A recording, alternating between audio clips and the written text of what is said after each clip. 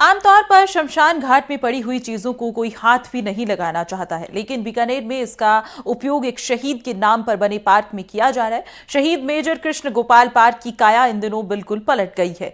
इस पार्क के लिए बनी कमेटी में सभी रिटायर्ड लोग हैं और इन्होंने इसे विकसित करने का जिम्मा उठाया है। 40 फीट चौड़े और 200 मीटर लंबे इस पार्क को विकसित करने और इसमें एक ग्रीन कॉरिडोर बनाने की बात चली तो बांस का ख्याल आया। पहले तो लोगों ने शमशान घाट में रखे बांस का इस्तेमाल करने में आनाकानी की, लेकिन समझाने के बाद लोग मान गए। एनडीटीवी की टीम ने इसका जायजा लिया। देखिए हमारी ये खास ग्राउंड रिपोर्ट। कहते हैं जहां चाह है वहां राह है।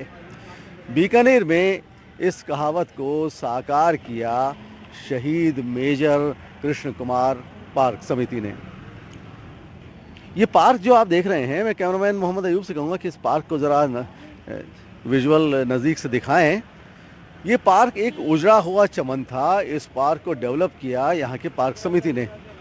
पार्क डेवलप होते रहते हैं, ये बड़ी कॉमन सी बात है, लेकिन अहम बात यह है कि बीकानेर का एक शमशान है, परदेशियों की बगीची। उस परदेशियों की बगीची में कुछ ऐसा मटेरियल इकट्ठा हो रखा था जो किसी काम का नहीं था, जो वेस्ट होना था। ये बांस जो आप देख रहे हैं, ये परदेशियों की बगीची यानी कि उस शमशान घाट से, मुक्तिधाम से लाए गए हैं। ये वहाँ पर वेस्ट हो रहे थे, ख़राब हो रहे थे। लेकिन जब इस समिति की नज़र इन बांसों पर पड़ी तो उनके जहन में ये आइडिया आया कि चोपड़ा कटला रानी बाज़ार में जो पार्क है, उस पार्क को डेवलप किया जाए और वहाँ इन बांसों के ज़रिए ग्रीन कॉरिडोर तैयार किया जाए, जिससे कि यहाँ आने वाले हर शख्स को एक सुखद अनुभूति हो, एक सुखद, एक खूबसूरत, एक हसीन एहसास हो। इस काम में समिति के सारे लोग लगे हुए हैं। आप देख रहे हैं कि जहाँ 2 पेशेवर लोग यहाँ लगे हुए हैं, वहीं समिति के सारे लोग भी इस काम को करने में लगे हुए हैं। ये कॉरिडोर तैयार हो रहा है, आप देख रहे हैं। ये समाज की जिम्मेदारी है और इन्होंने इस बात का मैसेज देने की कोशिश की है कि समाज अपनी जिम्मेदारी को किस तरह से निभा सकता है। और जहाँ ये पार्क बना हुआ है, ये इसके पीछे ही एक पुलिस चौकी भी बनी हुई है। ये पुलिस चौकी है और पुलिस चौकी के बाहर ये पार्क बना हुआ है जो आम लोगों के लिए खुला है। आम लोग आते हैं, सैर करते हैं। अब इस पार्क को और ज़्यादा डेवलप किया जा रहा है। हम यहाँ बात करते हैं समिति के लोगों से कि उनका क्या कहना है इस बारे में। जी नमस्कार। नमस्कार जी, ये आप लोग क्या कर रहे हैं? मैं परदेशी की बगीची का प्रबंधक हूँ। हमारे वहाँ ये शमशान में बांस वेस्ट हो रहे थे, तो इस गार्डन के जो अध्यक्ष हैं सतीश मैनी जी, उन्होंने कहा अपने इन बांसों को यूज़ किया जाए। इसको यूज़ करने के लिए हम इसको एक ग्रीन कॉरिडोर में एक जन सहयोग से, भामाशाहों के सहयोग से इसको एक कॉरिडोर बनाया जा रहा है और इसको बिल्कुल शानदार तरीके से इस तरह से देख के लोगों में और जागृति आएगी। शमशान में बहुत सी चीज़ें वेस्ट है, वो सभी काम में ली जाएगी। और दूसरा हमारा इसका आगे का उद्देश्य ये है कि समिति और गार्डन के जो प्रेसिडेंट हैं, उनके द्वारा आज ही एक समिति की मीटिंग हुई है। उसमें यहाँ एक ट्रस्ट द्वारा निःशुल्क सुलभ शौचालय बनाने का निर्णय लिया गया है। ये भी इस कॉरिडोर का ही एक हिस्सा है। धन्यवाद। बहुत बहुत शुक्रिया आपका। देखिए, समाज अपनी जिम्मेदारी को किस तरह से निभा सकता है, इस बात को साकार करने की कोशिश की है यहाँ की समिति ने और उधर परदेशियों की बगीची की जो प्रबंध समिति है उन्होंने।